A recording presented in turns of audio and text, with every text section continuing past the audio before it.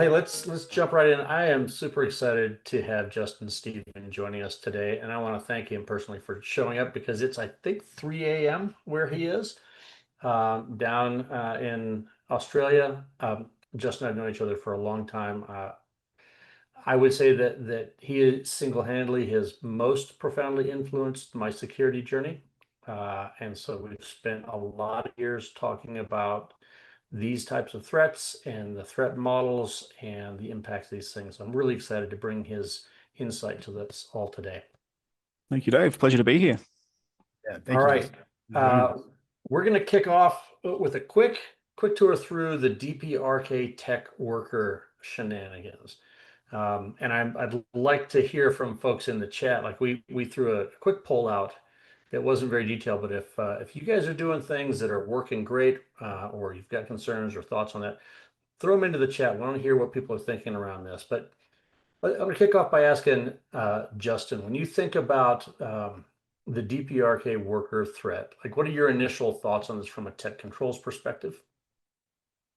Yeah, tech controls. So I know that I think the way that it's been going down so far is that there've been people, let's say stateside in the US, running these laptop farms in the basement, where there'll be a whole bunch of laptops that are there to, whether they're the company issued ones or whether it's for an employer that's ultimately BYOD.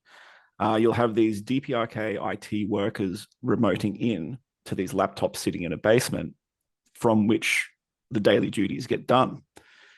So on one hand, it should make sense if these laptops are acting as a middle box or a jump box of some sort to look for your traditional screen sharing solutions or remote control software. If you've got an agent on that, let's say corporate device or BYOD, are there remote control software installed? But where I go with that is if I was to be one of these IT workers, if I suspected that the company or the employer was technically looking for a remote control piece of software, I'd be like, cool, well, I'll just get my software off that box and use like an IP KVM, often used in systems administration. Come in straight over USB, come in straight over HDMI through a little, Raspberry Pi KVM type device, so that if there is an agent on that machine that's company owned, there's no, let's say, AnyDesk there to even see. So in terms of technically looking at that employee's workstation, I can see that there probably would be a way for these workers to be controlling those machines without there being any remote control software involved. And that's, I think, where your technical control opportunity would probably end. Yeah, interesting. It feels like that battle from a technical perspective is lost before it's even begun for someone who's really thought that all the way through. We posted last September, I think it was an intelligence insight collecting a number of insights from different sources, things that you might be able to look for. But at the end of the day, I think there's going to have to be sort of out of band, non-technical solutions to this. And we're going to have to find ways to get people to validate who they are in person. Or Yeah, I was just going to say, I think, Dave, I think we, had a brief email exchange on this last week, but, we've got customers asking like super thoughtful questions about, and not so much, I'd say like, these like the things you see here in general, like, there's a mix of kind of like human factors. And obviously like there are, Justin's point, like there's some really good like technical controls that you can put in place. There are also some just things you can look for. Again, just how are they accessing those systems? What software are they using? But I think, yeah, the really thorny part of this is that like, the more effective we get at finding folks technically, the more you're going to run into the very, very classic like insider threat scenario, which is just like people, who live where the company is, like they might show up in the office, but looking for people who are like incredibly overqualified for the job, even though it might not be apparent for how they applied and things like that. Just like I'd say like the workforce security side of this has been like a really interesting aspect of it. That's like, it's adjacent to what we do in cybersecurity, but is like very, very much related. And there is like, it's going to be interesting to see like, how the Dave Farrows of the world have to work with like heads of HR, talent, places like that to figure out like really like, what's in the middle of the Venn diagram when it comes to like just detecting like behaviors, patterns of life, background, like super, super thorny problem. Yep. And it seems like the traditional background check solution isn't going to hold water. All right, I'm going to shift gears and jump right into Justin's research here. I want to give Justin a second to talk about like what he does and where he's from, and then jump into what he wants to talk with us about. Cool. So I'm Justin. Worked with Dave in a past life. That's how we know each other. So my background is in security, but particularly in software security. And these days, I'm the head of research at a offensive security services firm, Tanto Security. We're based here in Australia, so we'll do your pen testing, your code review, your red team. I think we're pretty nice people to boot. So I'm the head of research there, where we try to make a lot of what we do really research driven by kind of the latest and current threats and software security techniques. Awesome. Thank you. I want to start by just asking you, how did you get hooked on attacking privileged users really? Like, what does that mean, and why was that appealing to you? Right. So particularly what that means for me is, so I do a lot of software security research. I have for a long time. I'm a weirdo who likes reading source code, likes reading code and reasoning about various tools and apps. And two particular bents I'm really interested in. One is any security bug in a security tool itself, whether it's offensive security software or defensive security software. I think that that's just a whole bunch of fun. Some of my favorite bugs have been in offensive security tools, where if you try to use them to hack my server is going to return some crafted data that's going to hack you right back and exploit some bug in the security tool itself. I think that those types of bugs are just beautiful. But the other that I really like to look into is bugs and vulnerabilities in software development tooling, or any software to do with software on that kind of meta level. And that really started, that fascination started years ago when I was contributing or looking to contribute to the Metasploit framework project, which is a common kind of hacker tool or exploit development framework. I was setting up my machine and I was following the official Metasploit framework developer guide to get myself set up as a contributor of either a module or a bug fix in the core framework itself. And there was a bit that said to manage the versions of Ruby on your developer box.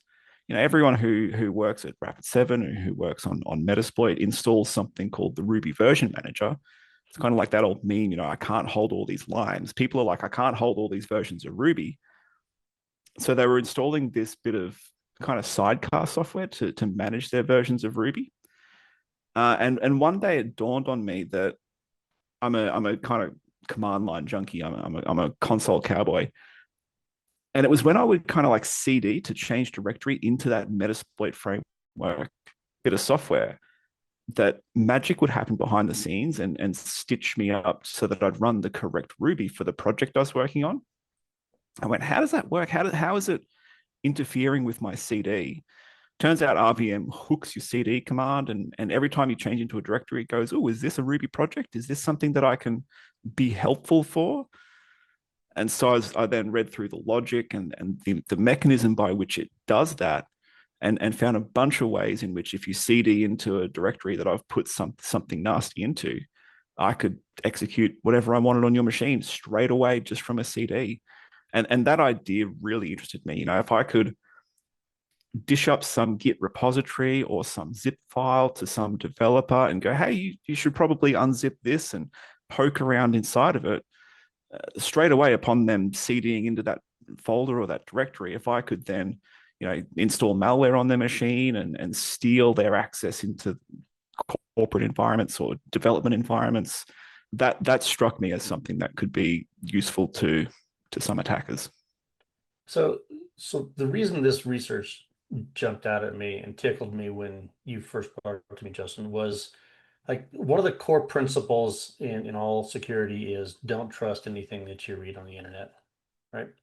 And this whole idea that you had come across another avenue of handing somebody untrusted input that they were operating on, like who would imagine that a repo that you clone would be in a position to do something evil? And the answer to that is Justin Stephen would imagine that, and you've spent a bunch of time looking at that question, right? Well, particularly if you think about, let's say, a developer cloning a Git repository, at one glance, it might be like, well, they're probably cloning it to run it. And if they're going to run something they downloaded off the internet, then they deserve what they get. Right. Where I wanted to look at this from was particularly for myself as a security researcher, but I also imagine many developers might want to clone a repository full of documentation or clone a library, not to use it, but to read it so that they can glean some ideas from it or understand better how to interoperate with some system. I asked myself the question, what if you wanted to clone something to read it, but not run it? Is there some quality of life feature in your IDE, like Visual Studio Code or other piece of software that's going to go a bit haywire on you, and that magic's going to run away on you in a way that you don't expect, even if you don't even plan on running it? And that's what kind of caught my attention. Okay. And as you say, Dave, like, it's at the end of the day, it's just input to your software. And even if you don't plan on running it, maybe your software takes that as input and does something that you don't expect with it anyway. Like there, one of the things that's been fascinating to watch, and I feel like, this has always existed, like kind of just like where I'd say, RVM is a great example, like NPM similar, where things like Brew, like you have all these different systems, and it's really just like Justin, like that really simple example you gave, which is like the CD command should do a pretty straightforward and predictable thing no matter where you are. But there are like just these like kind of these abstractions that get introduced, and quality of life, I think, is maybe the best way in the world to describe it, right? There's just like there are a million pieces of software, like inside of NPM, there's a million node packages. Inside of Brew, there's a million packages of all shapes and sizes. RVM is a really specific example for Ruby, but it's really prevalent. And it's incredibly difficult to understand what happens. Like Brew is a great, like I use that all the time to install software. But I admittedly don't think a whole bunch about all of the middleware they've introduced just to manage like my command lines and dependencies and things like that. And so like there's a lot of these common functions and commands that get abstracted away. How do you like, I mean, I guess maybe somebody, like if I'm a casual user of these things, like I've got RVM probably sitting somewhere on a laptop. Like what are the things that people look for? Like what are the tells or the signs to even know that that's going on? So like if someone installs RVM, like how would the casual, like non-Justin user who like how do you even like get to the place where like that's happening and you understand like which system like commands and things like that are kind of being like hooked, redirected, or kind of like otherwise like man in the middle is maybe a little bit of extreme term to use here, but I do think you type CD and hit enter and you expect CD to execute, and the reality is that like that command is effectively being like man in the middle in a way and is doing other things like that seems like a super hard thing just to like expect anyone to observe and know is going on, and certainly hard to detect if it's being misused. Yeah. Yes. So I think you're asking there, how would someone kind of start to understand their software development loadout? As you say, you perhaps collected these bits and pieces and helper utilities over the years. How do you kind of know what state you're in and how this magic is happening under the hood? Because if you don't understand the magic that your tools are doing for you, the fear is that someone may understand the magic better than you and may deliver unto you some tarball that you unpack, and straight away it's GG. So tactically, I guess in principle, keep a light loadout. You know, if you don't remember the tools that are installed on your machine, maybe it's time to do an OS reinstall and clear shop once every couple of years to kind of flush out any detritus you've collected. But super tactically, if you're worried about, you know, the CD case in particular, the way that I think I stumbled upon this may have been, so people who have written shell scripts may know that you can do this thing called set minus X at the very top of your shell script, which turns on like a very verbose debug mode. As you run your shell script, you can kind of trace all the calls and all the functions that your shell script is executing.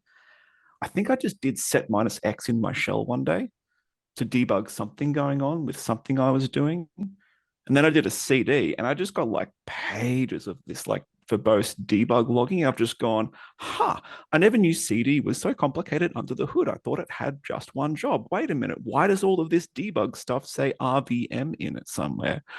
Oh, that's that tool I installed for Metasploit development a while ago, doing things every time I run CD. So it's one point that you could check is to, in your shell, do set minus X and then CD around a bit and see if there's a whole bunch of junk spilling to your terminal. Tactical, practical thing you can do today. It's barely scratching the surface of things like what your IDE is doing to help you out, or what other things are doing to help you out. But it could be illuminating. But again, if you can't remember what your loadout looks like, maybe it's time for a reinstall to at least get a clean slate situation going on. Yeah, I love that concept of just like yeah, I mean, I think you described it like when you're just sitting here and looking at this, looking at these set of takeaways, it's just like thinking about all of those tools, all the tools you use as attack surface, which is kind of like not typically what people think about when they think attack surface, but like also just love the idea of, I mean, I feel like, you know, every year just out of habit and part and or out of paranoia, like if not more often, I'll just like nuke my laptop from orbit and start over. Usually it's because I've done something to screw it up, but like I definitely like appreciate kind of just the peace of mind that comes from like a hard reset every now and again, and just like keep that. Had a tweet years ago. I thought it was a banger. I did a reinstall and then I had a thought to myself and chuckled, so I tweeted it, which is just reinstalled my laptop. Sorry to everyone who lost their persistence, and congratulations to everyone who kept theirs. That's awesome. That's awesome. Hey, so super interesting to hear about that phenomenon within our VMVA. But I'm curious, Justin, you actually did some really interesting work around VS Code. Yeah, VS Code's been one of my favorite punching bags for a couple of years now. Okay, so give us, you know, so you're building on the same idea, but what did you find, like real quick, what did you find in VS Code, and like why is that interesting to a potential adversary? Yeah, so over the years, I've had about 3 or 4 what I call remote code execution or arbitrary code execution bugs in Visual Studio Code from Microsoft, whereby if you either git clone my repository or just download it as a tarball, open it up, and then you open that entire folder or entire directory in the Visual Studio Code editor, without you having to click run, without you having to click build. If you were just planning on having a sticky beak and a read through and a perusal, it's too late. I've already managed to run some arbitrary command or arbitrary program smuggled in somewhere as part of that directory. Through various means, on my advisories repo, I've got the full technical breakdown of how each of these have worked. But so the idea here is like when we think about people dropping malicious stuff into like a Git repo, we're thinking that smells like a supply chain attack where you're delivering something malicious that's going to get built into somebody's code.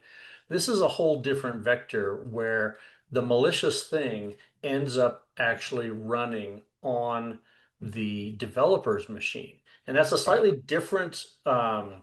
It's a different objective that the attacker might have. Can you talk a little bit about how you think about the difference in those objectives? yeah, so I guess to level set first, I'm not an operating hacker in any sense of the word, in that I'm not doing pen tests, I'm not doing red teams. I do the kind of software security magic that looks into bugs and builds the exploits for our team to use on engagements. But you're right. If you've got, let's say, a poisoned NPM package, the intent of that might be to get it kind of to detonate in the production environment, let's say. But I think what would be even more useful for your NPM package, or indeed for your IDE bug, is to try to get detonation on that developer's laptop itself. If you think about the code that's going to get deployed to one particular production environment, one particular node in some Kubernetes cluster, cool, that's a really nice place for an attacker to be. Where I'd prefer to be is on the developer's host, grabbing their SSH keys or leveraging their YubiKey, grabbing their AWS credentials out of their environment or out of their /AWS. That's going to probably give me access to corporate resources, which I couldn't get to necessarily from prod, but it's also probably going to get me access to all the prods, not just the one to which that project is being deployed. Because your developer at an organization might be working on multiple projects at once. I don't want to just end up in prod for one of them. I want to end up in prod for all of them, right? So I think the developer's laptop is a really good place to be. And I think it was kind of back during the kind of Snowden disclosures. I remember this quote, and it was, "I hunt sysadmins." And I think it was some nation state that would say, when we're doing our offensive operations, we hunt sysadmins. Sysadmins are where we like to live and where we like to be. And I think since then, we've had kind of the DevOps model come in. And now it's our developers who are our sysadmins. It's our developers who are the ones carrying the pager, responsible for prod at 3:00 in the morning. And so that's the kind of laptop, if I was an offensive actor, that I'd want to be on. I'd want to be getting either code execution in the IDE or through a post-install hook on an NPM install to be living on that developer's machine.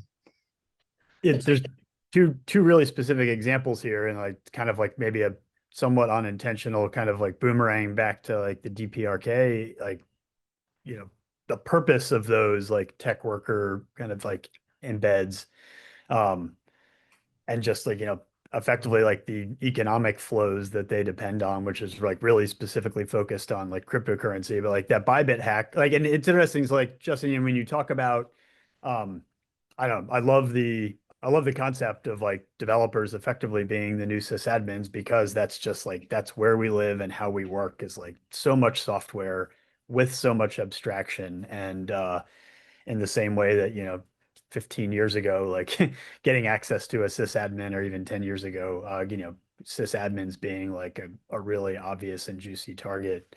Like software supply chain is wild, but there's like two interesting paths there, I think. Is like, one is look at like the Bybit hack, where, victim zero was a developer system, and like that was the goal, right? To kind of get in there and understand like how the software that business is using is like built, managed, updated, and, but biggest cryptocurrency heist to date, like by orders of magnitude, right? And it was like like exactly what you described, like developer as the sysadmin with the keys to the kingdom. The other interesting one, I just saw the SolarWinds mentioned there, which is like, it's funny, I was like just going to go there, right? Like, I'd say like that's maybe the other high profile version of that, which is like, huge, like very traditional supply chain attack. And then the other thing you mentioned, NPM, right? Which is, I don't have that reference handy, but I feel like it was just a few weeks ago, there was like, huge series of NPM packages. And in that case, I think they were going after, it's like API tokens and secrets and things like that. And you just, collect those from this massive swath of organizations. If you can poison, particularly like those open source packages that, like, I mean, who knows how many people depend on them. So I don't know, it's interesting to kind of think about, like, start with that concept, that analogy you make, and just think of all the different kind of like buckets and case studies that exist. And the impact is wild, right? And Yeah. we 100% expect a bunch more of it. So what I found interesting, we were talking about this in preparation, and we were talking about the different objectives one might have. Like if you're in a position to poison an NPM package, like you might embed code in the actual package itself if you're looking to land in production. But I love Justin's thought. Like if you want to land on the developer machine, you wouldn't put the payload in the code. You'd put it in like the post install hook. A super interesting nuance on where you would launch your attack from. We're coming up on time here in the next couple minutes. The other thing I wanted to take away is like these are scary attacks. Justin, as someone who researches this, what can we do on the defense side to confound those efforts? Yeah. So whether you're nervous about one of my cool stunt hacks popping your VS Code when you open some malformed project, or whether you're worried about, a npm install of a rogue package having one of those nasty post install hooks to get its teeth into your laptop, I think that a quite expensive but very effective protective strategy is to maintain operational security as a developer or as a security researcher who's Git cloning and reading all this code as their job, and to kind of maintain different environments for different projects. In the extreme case, that's going to look like that's the laptop I use for this project, or that's the laptop I use for that project. But in the more lightweight case, still not completely lightweight case, but more lightweight case, at the very least, having a different, let's say, VM for each project or area of focus you're working on can be effective in reducing that blast radius, right? So if you're working on the foobar project and you run the foobar VM and you map some directories from your host through to the VM to do with that project, if something in that project world goes awry on you, the only exposure is the stuff to do with the foobar project. So if one of your kind of colleagues, let's say, or someone, let's say you're working for a customer and they've given you a Git repo that they know is going to pop your machine as soon as you try and open it in VS Code. It's like, well, congratulations, rogue customer. You can steal everything on the VM to do with you. And at least my other clients' work is protected from that kind of thing. So in isolating your environments and having even a VM per project you're working on, it means that if something goes wrong with one of those projects, you're limiting your exposure to just the assets to do with that project. Yep. The other thing we talked about was like one of the tasty treats that you get by landing on a developer's laptop is their authentication material into other environments. And I think like we've said this a bunch that reducing the time to live of your auth materials is super important. If the attacker's got to come back to get the current working version because you're using time-bounded credentials that expire every 12 hours, every time they come back, it's another opportunity to detect them with your normal detection tools. We're almost at time, but we've got to throw out the last spicy take here. When I say know your software inventory, the work you did around VS Code that you referred to today with those GitHub Git clones. Yep. There's a protection in VS Code that pops up every time you open a project saying, do you trust this environment? Which is a warning to make you think about it. Why is this last thing in here about being aware of forks of common tools?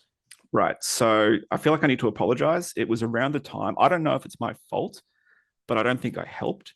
It was around the time I was delivering unto Microsoft, hey, if you open this weird thing in VS Code, then bad things can happen and calculators can pop up, that they put that warning in there to kind of gate some of that more juicy magic behind the trust prompt. So if you Git cloning something and you're just planning on reading it but not running it, you go, no, I don't trust this so that I don't have it run away on me and infect my machine. That prompt was implemented around the time that I and a few other people were finding all this magic behavior that could be dangerous.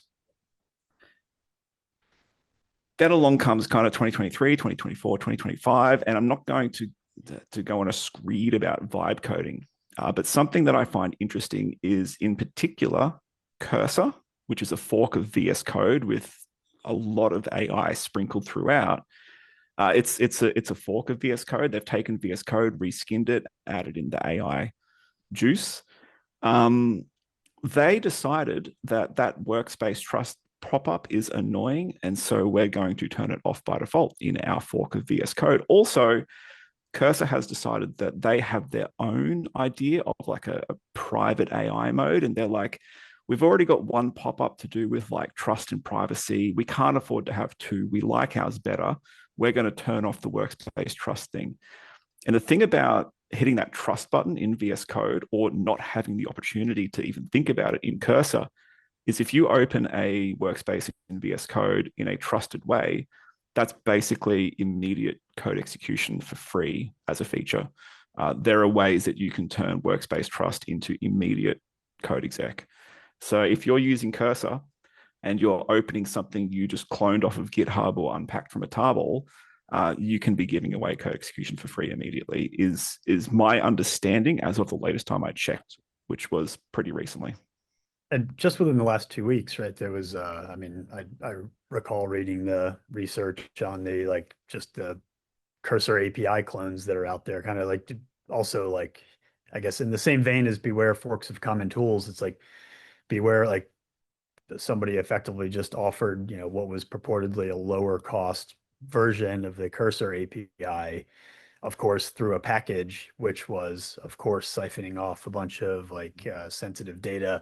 Not quite sure, you know, whether that kind of trust prompt like is in play in that particular case, but maybe like the headline there is just, you know, like sounds like maybe on the Cursor side, a little bit more like care is needed to just ensure like just that trust of the tools that come with it. I've never thought until you mentioned that, Justin, like I've hit that stupid button in VS Code.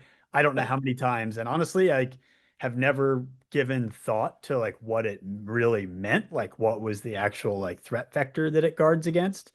Um, I think like I do default to hitting no on most of those things most of the time. So I feel like I'm in good shape, but that's it's super handy to understand the context behind that prompt and like what you're trying to avoid. Cause I'm not sure how many folks understand that, but I certainly don't, despite usually taking good amount of care.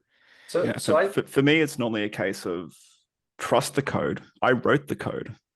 Of course, I don't trust the code. So no. So I think the key takeaway for me here is with the prompt that we all will, you know, ignore at one time or another, or without the prompt.